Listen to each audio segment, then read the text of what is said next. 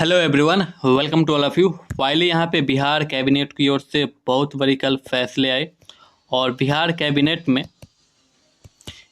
बहुत सारे फैसले इसलिए भी क्योंकि यहाँ पे बहुत सारे जो रिक्त पद थे बिहार पुलिस में, बहुत बड़ी 48,000 प्लस यहाँ पे जो रिक्तियाँ है उसको स्वीकृति प्रदान की गई है।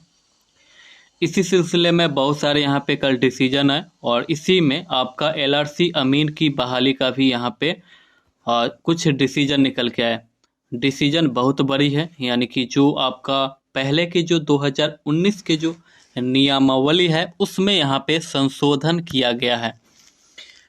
अब देखिए यहाँ पे जो 2019 का जो नियमावली है इसमें संशोधन करते हुए जो आपका जो भी पोस्ट वैकेंसियाँ अभी 2022 में निकल के आई थी उन सभी में अब एग्जामिनेशन की बात चल रही है।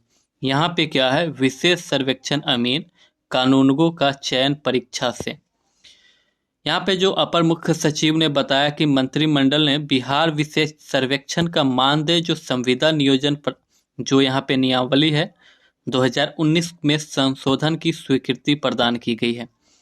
इसमें लिखित परीक्षा के आधार पर सहायक बंदोबस्त पदाधिकारी यानी कि जो बीटेक वाले कैंडिडेट हैं उनको भी यहाँ पे एग्जाम देने होंगे।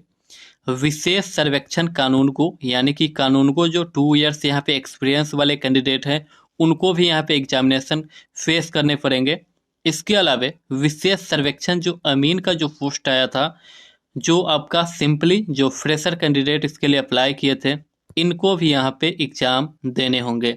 इसके साथ साथ जो लिपिक विशेष सर्वेक्षण लिपिक जो 12th या जो ग्रेजुएशन, इसमें शायद ग्रेजुएशन था लिपिक के लिए, ग्रेजुएशन किसी भी सब्जेक्ट से है तो इसके लिए अप्लाई कर सकते थे। और जो कार्यकाल जो परिचारी का चयन अब जो है कि एग्जाम बेस पे होगा, यानी कि जो भी पोस्ट यहाँ पे दिए गए हैं इन सभी का अब जो है कि यहाँ पे एग्जाम फेस करने पड़ेंगे। अब लेकिन एग्ज़ाम फेयर तरीके से हो जाए तो ये अच्छी बात है, लेकिन एग्ज़ाम बिहार में तो फेयर तरीके से होता नहीं है। पहले अंकों के आधार पर चयन प्रक्रिया का प्रावधान था, अब जो है कि इसमें यहाँ पे संशोधन कर दिए गए हैं। तो ये जो 2022 की जो आपका विज्ञप्ति है इसमें भी जो संशोधन की जो एग्ज़ाम की प्रक्रिया जो बात हो रही थी अब शायद जो है कि अब लागू हो जाए, लेकिन काफ़ी सारे मैक्सिमम कैंडिडेट का जो 70% कैंडिडेट ये बोल रहे हैं कि जो यहाँ पे एग्ज़ाम ना हो, यानी कि मेरिट बेस पे जो 2019 बहाली प्रक्रिया पूर्ण कराई गई थी उसी पैटर्न पे भी इसको फॉलो करते हुए जो है कि इसका प्रोसेस को कंप्लीट कराया जाए, यानी कि मार्क्स बेसिस पे, मेरिट बेस पे। लेकिन 30% ऐसे भी कैंडिडेट हैं जो चाहते हैं कि एग्ज़ाम हो, और ये यहाँ ऐसे भी कैंडिडेट होंगे क्योंकि जिनका थोड़ा मार्क्स कम है तो वो सोचेंगे कि एग्ज़ाम ही हो जाए तो बेहतर है। और एग्ज़ाम होना चाहिए या नहीं होना चाहिए ये सरकार सोच रही है और छात्र भी यहाँ पे सोच रहे हैं, क्योंकि यहाँ पे क्या होगा कि एग्ज़ाम होगा तो अभी यदि पेपर लीक नहीं हुई, यदि सब कुछ सही तरीके से फेयर तरीके से हो जाता है तो बेहतर है।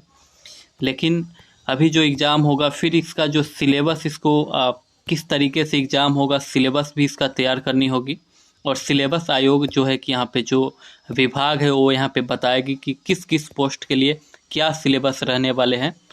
और इसमें जो संविदा वाले जो पहले से होंगे उसको 25 अंक यहाँ पे दिया जाएगा या नहीं। जैसे अभी क्या था कि यहाँ पे 10% आपका 10th का मार्क्स था और 90% आपका डिप्लोमा जो विशेष सर्वेक्षण अमीन का जो पोस्ट था उसके लिए था।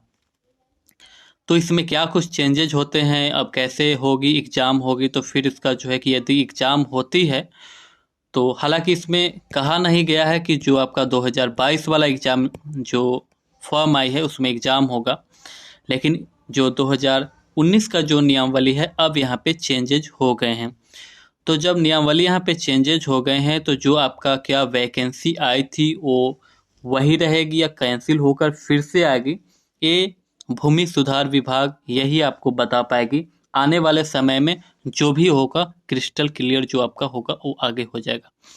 तो इसी के साथ मिलते हैं नई वीडियो में और नई जानकारी के साथ।